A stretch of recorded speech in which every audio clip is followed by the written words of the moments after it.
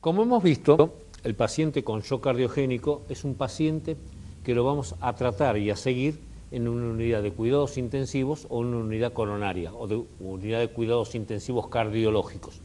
Y que estos pacientes también habíamos visto que uno de los elementos para su diagnóstico era la colocación de un catéter en la arteria pulmonar, el catéter de Swan-Ganz. Y que con este catéter medíamos, por un lado, el índice cardíaco o el volumen minuto, y por otro lado, la presión de enclavamiento o la presión Welch de ese paciente.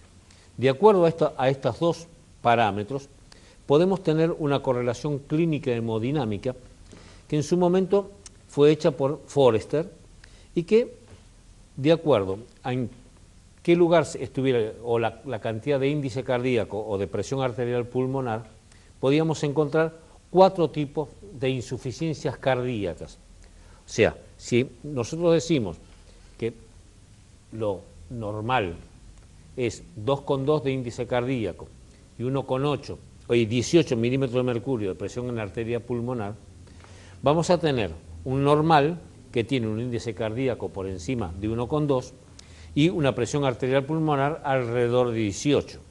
Vamos a tener un paciente con hipoperfusión cuando tengo un índice cardíaco por debajo de 2,2 y una presión arterial pulmonar también por debajo de 18. Vamos a tener un paciente con congestión pulmonar o edema agudo de pulmón cuando tengo un paciente con un índice cardíaco por encima de 2,2, pero con una presión en la arteria pulmonar por encima de 18. Y el paciente con shock cardiogénico, que es el cuarto grupo, es aquel que tiene un índice cardíaco por debajo de 2,2 y una presión en la arteria pulmonar por encima de 18. Este es el paciente al cual vamos a tratar con medicamentos por vía endovenosa. Una correlación clínica hemodinámica de estos valores que dijimos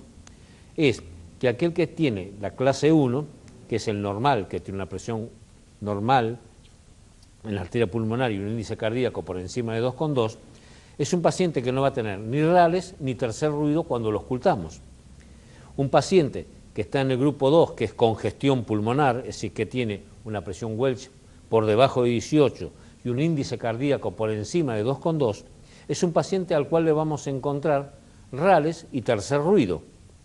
También tenemos el grupo 3, en el cual vamos a encontrar rales, mayor cantidad, por encima del 50% de los campos pulmonares, y vamos a encontrar hipoperfusión periférica porque vamos a tener una Welch por debajo de 18 y un índice cardíaco por debajo de 2,2. Y finalmente tenemos el grupo 4, que es el paciente en shock y en shock cardiogénico, que va a tener una Welch por debajo de 18 y un índice cardíaco por debajo de 1,2. De 2,2. Ese es el paciente en shock, es el que estuvimos viendo. A ese es el paciente que le vamos a hacer medicación inicialmente por vía endovenosa, la medicación habitual para la insuficiencia cardíaca, y si no responde, pasaríamos a hacer lo que llamamos inotrópicos, de los cuales tenemos varios: la adrenalina, la noradrenalina, la dopamina, la dobutamina, la amrinona, la milrinona. Son todos fármacos de utilización por vía endovenosa con un control muy estricto de estos parámetros, que son los que nos van a permitir disminuir de alguna manera la alta mortalidad que esta patología tiene. No olvidemos que el shock cardiogénico, sobre todo aquel que se presenta en un enfermo con infarto agudo de miocardio, tiene casi más del 40% de mortalidad si eso se presenta. Con lo cual es muy importante, primero, colocarle un catéter de Swan-Ganz o tener un ecocardiógrafo Doppler al lado de la cama del paciente y que lo sepamos utilizar para medir todos estos parámetros, fundamentalmente el volumen minuto y, en teoría, los valores de presión en la arteria pulmonar, para tratar de minimizar errores y colocarle las drogas necesarias en el momento necesario. Otro elemento, además de drogas, que se utilizan en estos pacientes como paso para llegar a poder hacer la revascularización en el caso del infarto agudo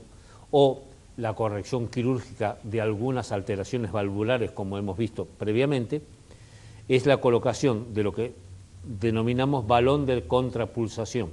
que es un balón que se coloca en la raíz de la aorta y que permite ayudar a que la función miocárdica, la función del músculo cardíaco, se mejore, porque logramos disminuir el esfuerzo que tiene que realizar el músculo cardíaco.